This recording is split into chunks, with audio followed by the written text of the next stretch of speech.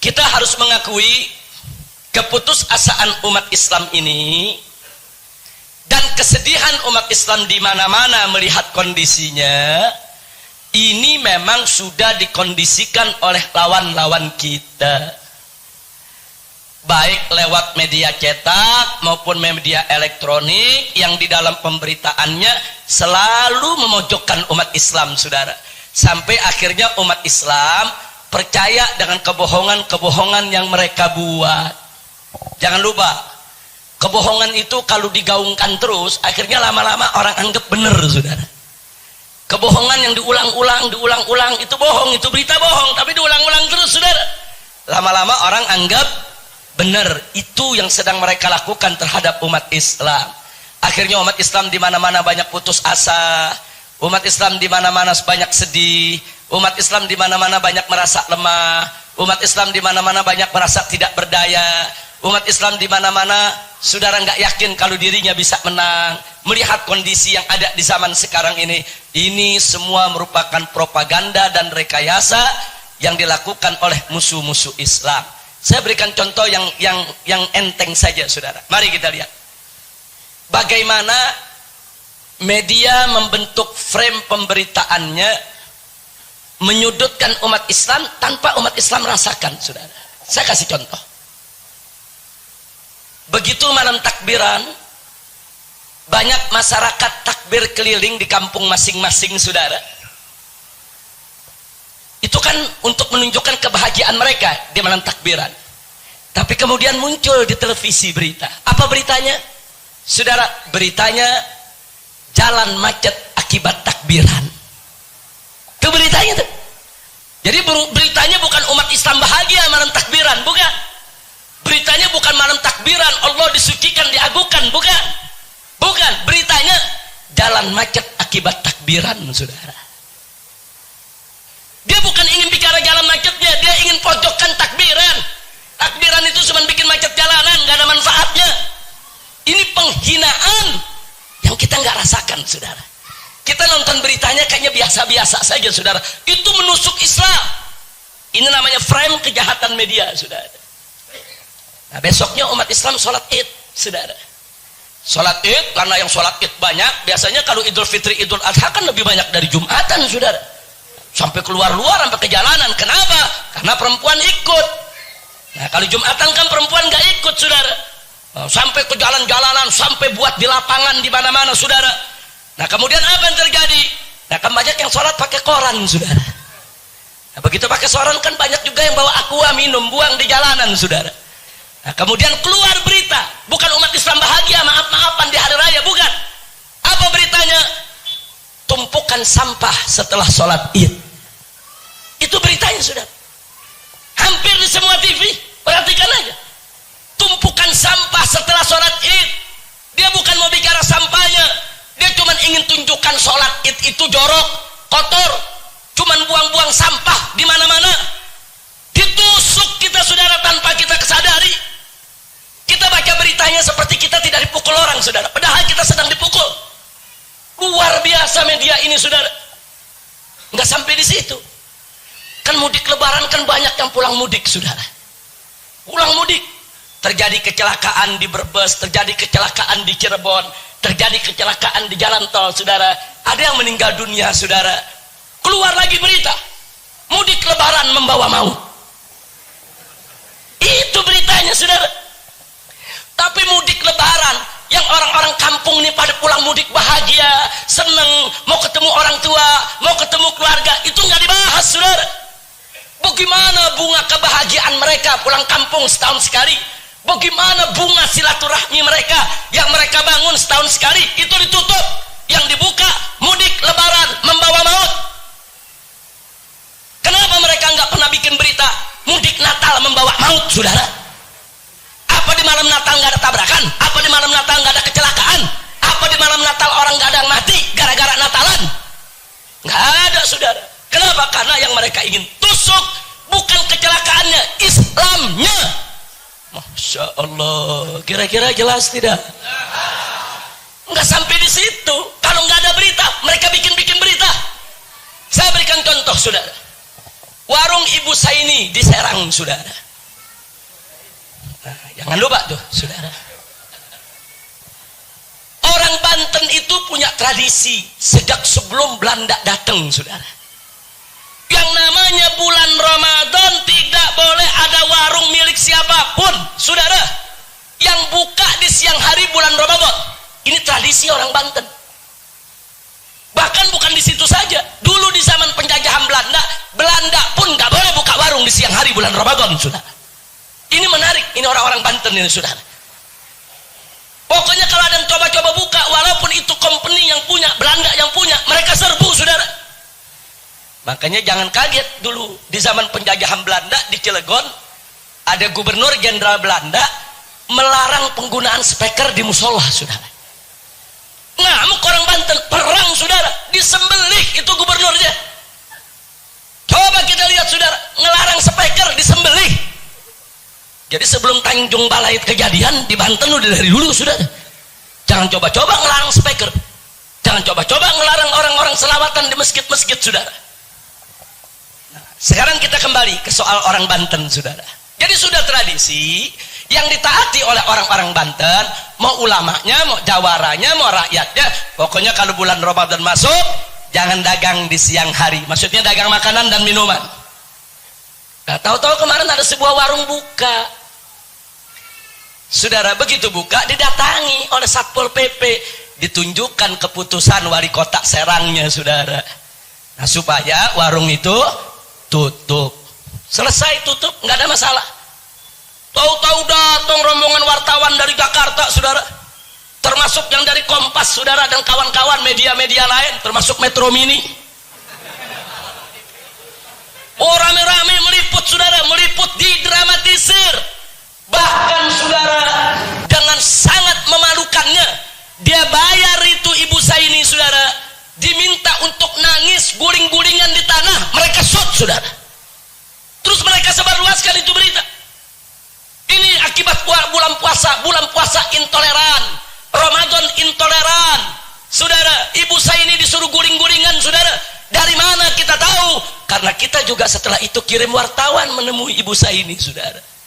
Kita bawa tokoh-tokoh masyarakatnya, nemui ibu saya ini. Apa betul kau dipukuli sama Satpol PP? Apa betul kau dimiskinkan oleh Pemkot daripada Serang? Kenapa kau nangis terguling-guling? Apa betul kau dianiaya? Mengejutkannya si ibu bilang, saya sebetulnya nggak nangis terguling-guling. Nah, itu kenapa di filmnya begitu? Ya saya dibayar. Bintang film aja dibayar mau guling-gulingan di tanah. Bintang film yang cantik dibayar guling-gulingan di tanah, betul? Ngaku si ibu saya ini, saudara. Dia ngaku saya dibayar, saya disuruh nangis, saya dibayar, saya disuruh guling-gulingan, saudara.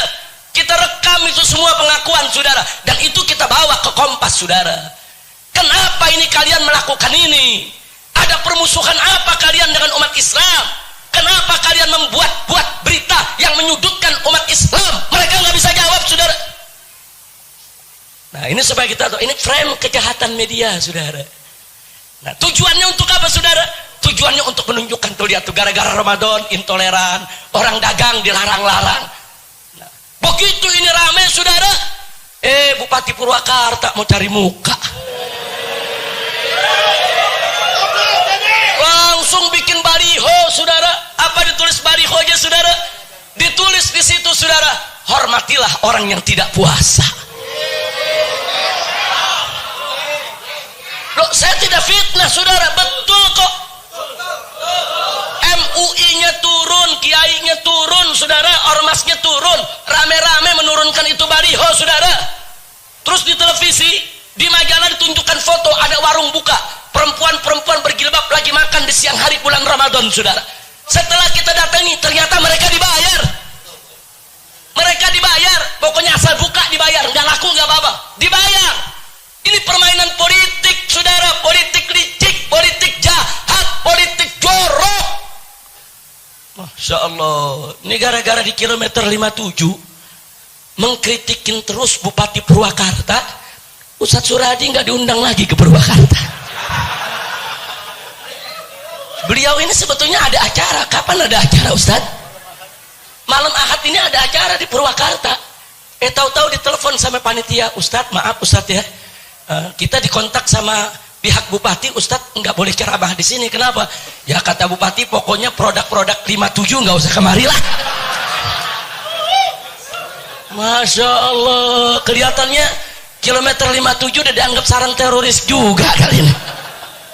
Inna lillahi wa inna ilaihi raji'un. Ini frame kejahatan media, saudara. Baik, kalau kita mau lihat lagi frame kejahatan media, mari saya tunjukkan dua kejadian.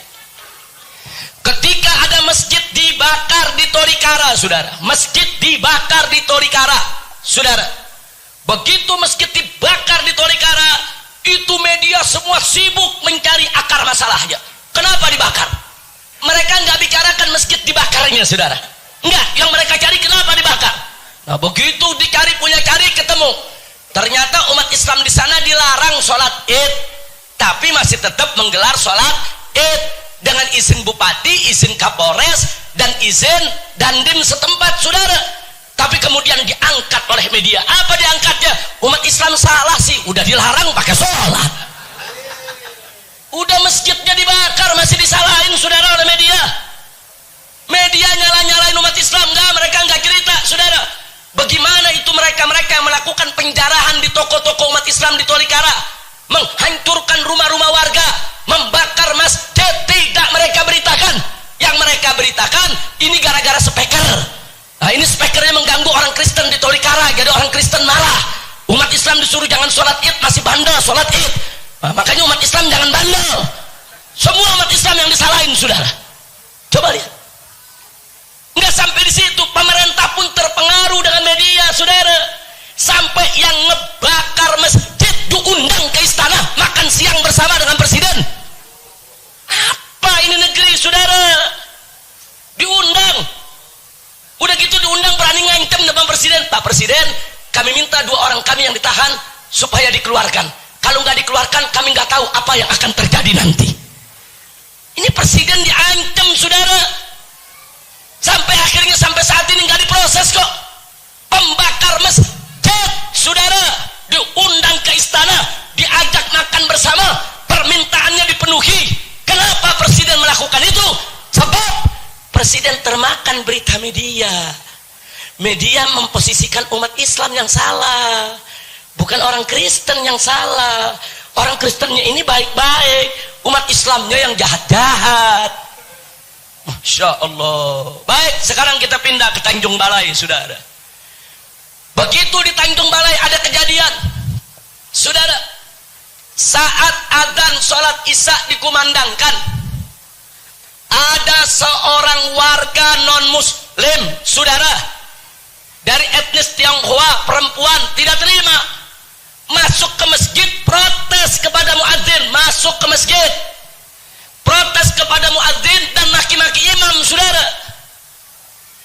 Saya tanya, kira-kira kalau di Kerawang kejadian begitu diapain itu orang?